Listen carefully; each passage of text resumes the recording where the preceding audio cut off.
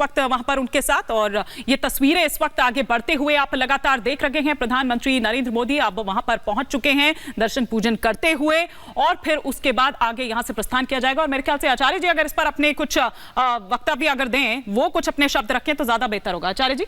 जी बिल्कुल, रामलला कृष्ण लला के दर्शन करते हुए इस वक्त हमारे यशस्वी प्रधानमंत्री जी वहाँ विद्यमान है। और ये जगह जो है कृष्ण जन्मभूमि है, ये वही स्थल है जहाँ पर भगवान का अवतरण हुआ जन्माष्टमी के दिन पर। और सुंदर तरीके से भगवान इस वक्त हमारे यशस्वी प्रधानमंत्री जी उनका दर्शन कर रहे हैं, और उनका स्वस्ति तिलक जिस प्रकार से लिया गया भगवान का आशीर्वाद लेकर, ये वही स्थली है कि जहाँ पर औरंगजेब ने इस पूरे केशव जो कटरा केशव स्थल है उसको पूरा विध्वंस कर दिया गया था, और उस जगह पर एक मस्जिद का निर्माण कर दिया गया था। और उसके साइड में आज वो जगह पर, मस्जिद के साइड में ये जगह बची, उस पे आज ये मंदिर का निर्माण कर बनाया गया है। लेकिन वास्तविक स्थल जो है वो आज भी उस जगह के नीचे है। और कांग्रेस ने क्या किया ये वास्तविक तौर पर हमें समझ में आना चाहिए कि 1900 करीब 65 के आसपास एक फर्जी 3 लोगों की कमेटी बनाकर कॉम्प्रोमाइज कराकर उस जगह को, मस्जिद जो खंडर मस्जिद थी उसका जीर्णोद्धार करवा दिया। और साइड में बाद में गोयनका जी के साथ मिलकर जिस प्रकार से ये जो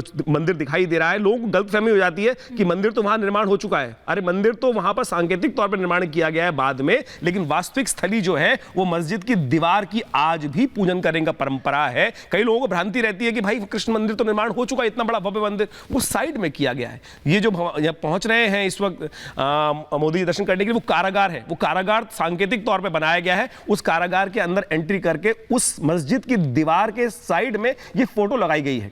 ये फोटो लगाई गई है जहां पर अभी नतमस्तक हो रहे हैं हमारे यशस्वी प्रधानमंत्री जी। और पूरा शिलाखंड जो बहुत बड़ा करीब 4-5 मंजिल ऊंची जो मस्जिद का बेस है वो साइड में खड़ा है। उसकी साइड में ये कारागार जो बनाया गया है सांकेतिक तौर पर, यहां जाकर आज भी हिंदू अपना नतमस्तक होता है। इसका कोर्ट में केस चल रहे हैं और सर्वोच्च न्यायालय ने उन सब केसेस को क्लब कर दिया। और आशा करते हैं कि आज हमारे यशस्वी प्रधानमंत्री का जहां पदार्पण हुआ है, एक नए युग का आरंभ होगा और सुंदर तरीके से यहां का भी जीर्णोद्धार करने की सुंदर वेला अब आई लगती है। ये आज का जो टाइम है ना, ये गेम चेंजर होने वाला है। मैं कहूंगा जिस प्रकार से गेम चेंजर होने वाला है पूरे देश के लिए। अब ये वोट बैंक की राजनीति देखे, लेकिन हिंदुओं का इस देश के स्वाभिमान के निर्माण की वेला यहाँ की भी आ गई। गेम चेंजर एक शब्द यहाँ पर यूज किया, और प्रेम जी का मैं यहाँ पर रुक करूंगी। प्रेम जी, क्या आप वाकई देख रहे हैं कि गेम चेंजर होने वाला है? और दरअसल वो तमाम नारे जो है ना, वो तमाम नारों की चर्चा एक बार फिर से जोर पकड़ने लगी कि रामलला आएंगे लेकिन तारीख नहीं बताएंगे। वो रामलला भी अब विराजमान होने वाले हैं। हम अगर यहाँ पर बात करें काशी का भी, हमने देखा वो कॉरिडोर, और साथ ही साथ अब जिस तरह से यहाँ पर अभी थोड़ी देर पहले आचार्य जी बता रहे थे,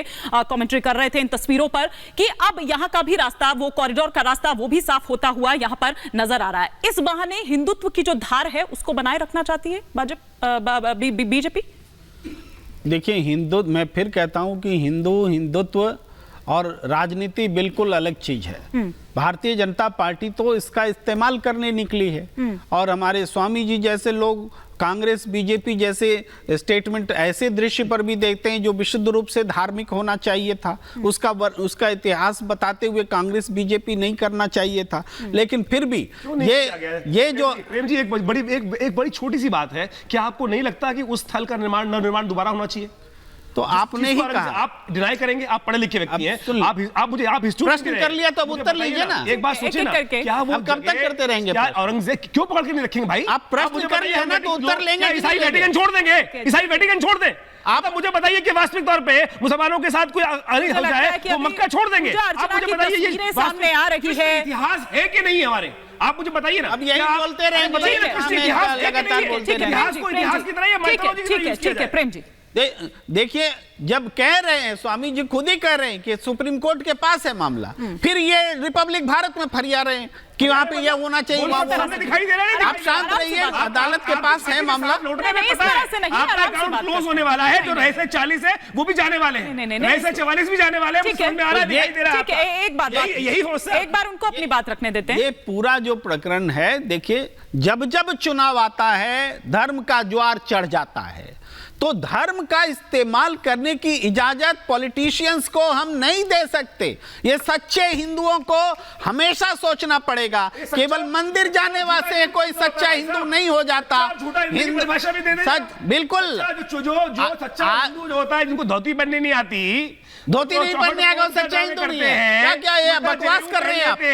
वो सच्चे हिंदू है। ये अनर्गल बोल रहे हैं, मुझे बोलने से टोकने का इन्होंने ठेका ले रखा है। उच्चारण कर लेते हैं, इन्होंने ठान लिया है कि नहीं बोलेंगे ना। आपको समझ में नहीं आ रही है? बोलूंगा भाई, कुछ भेंट किया जा रहा है। अच्छा ठीक है, पहले इन तस्वीरों पर बात कर लेते हैं, पहले इन तस्वीरों पर बात कर लेते हैं। ये राजनीति और ये बात की बात है, इस पर अभी जो उनको सम्मानित किया जा रहा है वो तमाम चीजें जो भेंट की जा रही है। आचार्य, ये भगवान कृष्ण का सुंदर श्री विग्रह का एक तस्वीर जो है उनको दी जा रही है भगवान के प्रसाद स्वरूप में। हमारे यशस्वी प्रधानमंत्री जी इस वक्त ग्रहण कर रहे हैं। ये सुंदर सौभाग्य हर हिंदुस्तान, हर भारतीय जो है, हर हिंदू जो है, हर सनातनी जो है, इस अपेक्षा में रहते हैं कैसे भगवान के दर्शन वहां हो। लोग टकटकी लगाए कर कृष्णाय वासुदेवाय हरे परमात्मने प्रणता क्लेशनाशाय गोविंदाय नमो नमः। अब भगवान का जिस प्रकार स्वस्ति वाचन करने के लिए वहां नतमस्तक होकर हमारे यशस्वी प्रधानमंत्री स्वयं उस दरबार में श्री विग्रह के समक्ष विद्यमान है। ये भगवान का वो श्री विग्रह है कि जो मंदिर के अंदर विद्यमान है, पहली मंजिल के ऊपर, वहां पे जो कृष्ण जन्मभूमि का जो स्थल है, ये वहां पर उस प्रकार से भगवान का